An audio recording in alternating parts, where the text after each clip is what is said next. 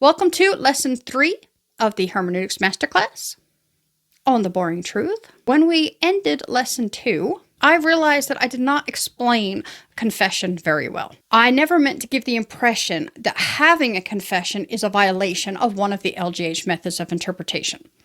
It is how one uses a confession that violates one of the methods, but is required use in the other method. So we're going to dive into that in this lesson. Remember Two Wheels of Brogeye? His name, if I'm pronouncing it right, is McMahon. So McMahon was not sitting in his pew silently yelling foul to his pastor. He is 100% aware that there are two sports being played: LGH football and LGH soccer. He was confused because he was wondering why an LGH soccer pastor was preaching in an LGH football church. Because McMahon believes in the rules of football. And one of those rules is that the denominational confession, in this instance, the Westminster Confession of Faith, is authoritative. This does not mean that McMahon thinks that the Westminster Confession of Faith is infallible. It means that he thinks it is right. It is accurate. It is an accurate reflection of the intended interpretation of Scripture. And so if an interpretation of Scripture does not align with the Westminster Confession of Faith, it's not the intended interpretation. Even, and this is the distinction, even if an interpretation is the result of a plain sense meaning of Scripture. Now, when we say the plain sense reading or the plain sense meaning, that is what an average person would pick up and read that sentence in any other document. I do not wish any to perish. If you take that at face value, the plain sense meaning, you come to the conclusion that God doesn't want any to perish. That's what we mean by a plain sense reading. It is the face value meaning of the text. So the face value meaning of the text is what any ordinary person with no theological training would assume that it meant. So if we take the example of Jesus died on the cross, the face value meaning of that is that it means Jesus' life was ended because he was nailed to two T-shaped wooden crossbeams. That's the face value meaning of Jesus died on the cross. In theological football, a creed is authoritative because it's right. It is already predetermined by the founders of that denomination or the founders of that confession to be the correct intended interpretation of Scripture. And so it acts as your rule, your guide for knowing which interpretations are accurate and which are not. In that sense, the creed is magisterial. The creed itself acts as the final dispute resolution mechanism. However, in theological soccer, the creed is ministerial. Of course, it guides you in finding the correct interpretation. So if there's a Lutheran interpretation or there is an Arminian interpretation, the Westminster Confession of Faith will allow you to choose the Calvinist interpretation, the interpretation that aligns with the Westminster Confession of Faith. And that's what it's supposed to do. That is its job. Now, in LGH soccer, that is also what the creed is supposed to do. It is supposed to guide you into choosing the correct interpretation.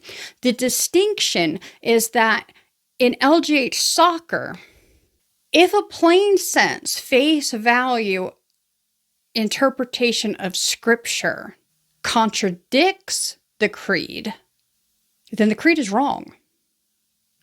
That's the distinction.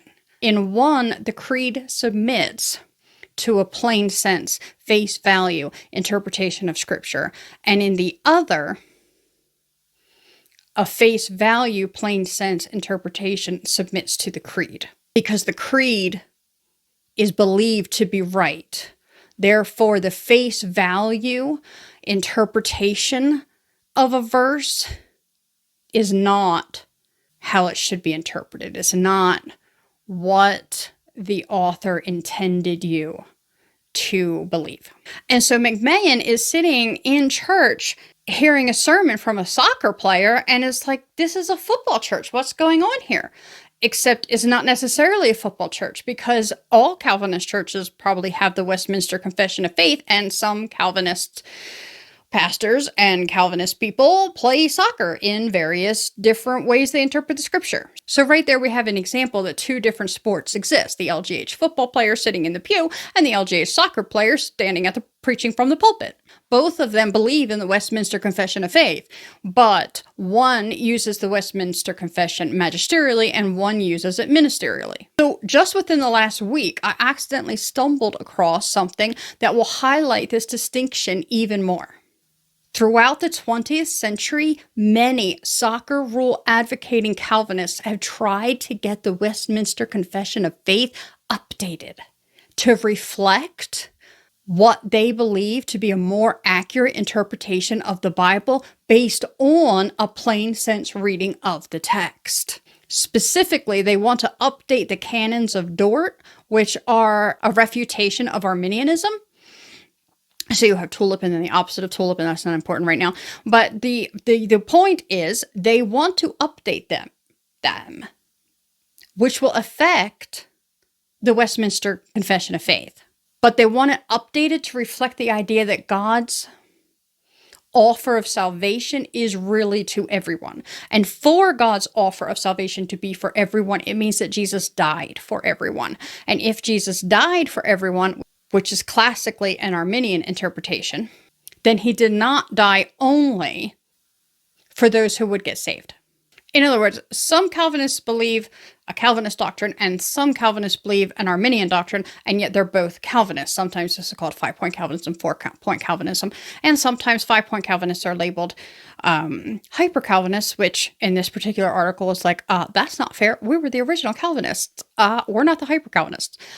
You're less than Calvinist, not we're hyper-Calvinist, but that's not the point either. The point just is, in LGH football, the creed must be treated authoritatively. It is magisterial. That is the way you play the game. That is the way the hermeneutics works. The rules of that hermeneutic method works.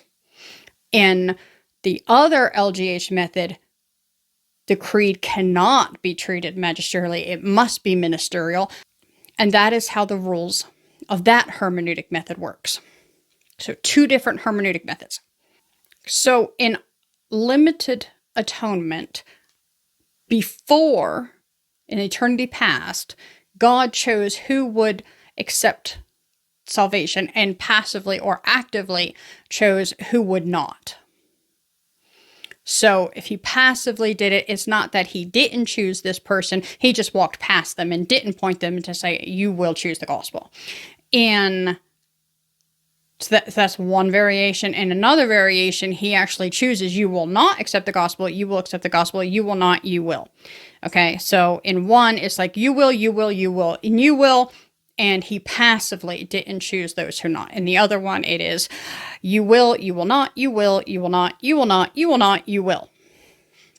So that's predestination and double predestination, and they either one of them is the foundation of limited atonement. So with limited atonement being Jesus died for the ones that God said, you, and you. Jesus did not die for the ones that God either passed over or that God specifically said, not you, not you, not you. In unlimited atonement, Jesus died for everyone. Some will choose to respond and accept his sacrifice on their behalf, and others will not. But he made that gift available to everyone. And so God's offer of salvation is a free will offer. And that's what this entire discussion is about. Trying to get the creeds updated, the canons of Dort updated to reflect the idea that God's offer of salvation to everyone really is to everyone. Okay, so there's Calvinists obviously on both sides. Calvinists who want the Westminster Confession changed and Calvinists who do not want the Westminster Confession of Faith changed. Now, quite obviously, both of them cannot be right. They can't both be right. One is right and one is wrong. Jesus either died for everyone or did not die for everyone. Reformed theologians in the United States, convinced that the canons of Dort are in error in their teachings of limited atonement and reprobation, have argued for a change in the Church's thinking from the doctrine of the well-meant offer, both by public writing and by official appeal to the Church assemblies to change the Church's creed. Reformed theologians are contending for universal atonement and for universal election as necessary implications of the well-meant offer. So you have a whole bunch of LGH soccer players who want the creed to submit to a plain sense interpretation of the scripture. But that is a soccer rule. It's not a football rule. So the Calvinists who are playing football are pointing out that you can't just change creeds. They're authoritative. They're yelling, foul, foul. As the author of this particular article says, far more important for our defense of limited atonement is the appeal to the creeds. The Reformed faith is a confessional religion. The creeds are authoritative.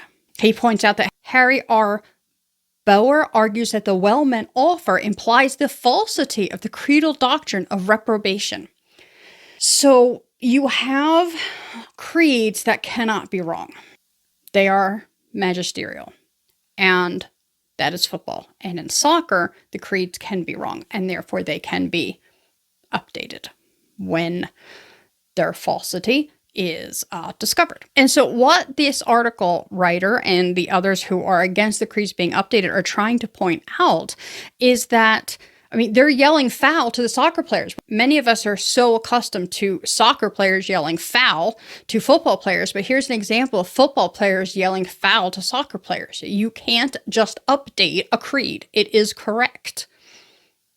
In LGH football, it is exegetical to use a confession because the confession results in correct doctrine.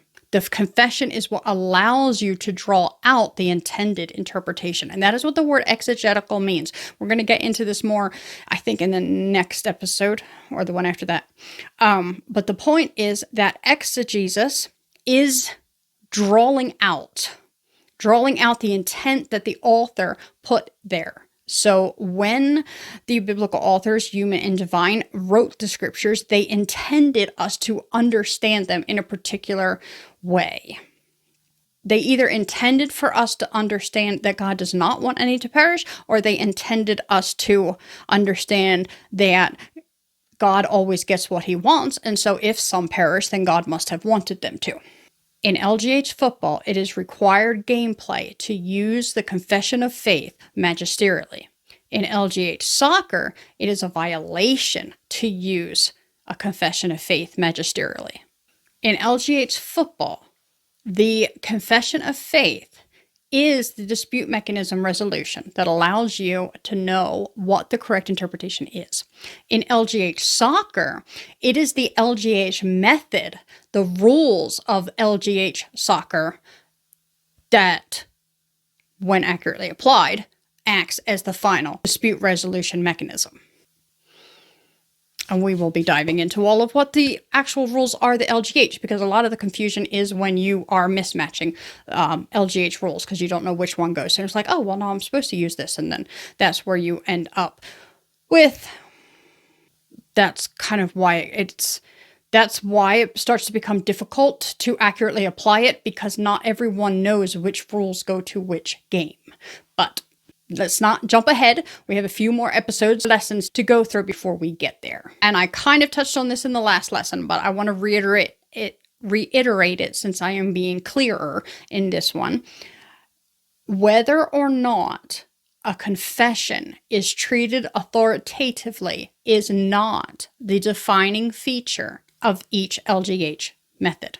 Whether a confession is magisterial or ministerial is not what defines LGH football, and it is not what defines LGH soccer. That's coming up in the next couple of episodes or so. But first, we need to dive into what is the difference between a non-intended interpretation and a false interpretation. So you will not want to miss that episode. So if you haven't already, hit subscribe and the notification bell, and let me know in the comments if you are Calvinist and you think the Westminster Confession of Faith should be updated, or if you think it should not be updated. Are you a Calvinist who believes the creeds are magisterial, or a Calvinist who believes the creeds are ministerial? All right. Until then, keep standing firm.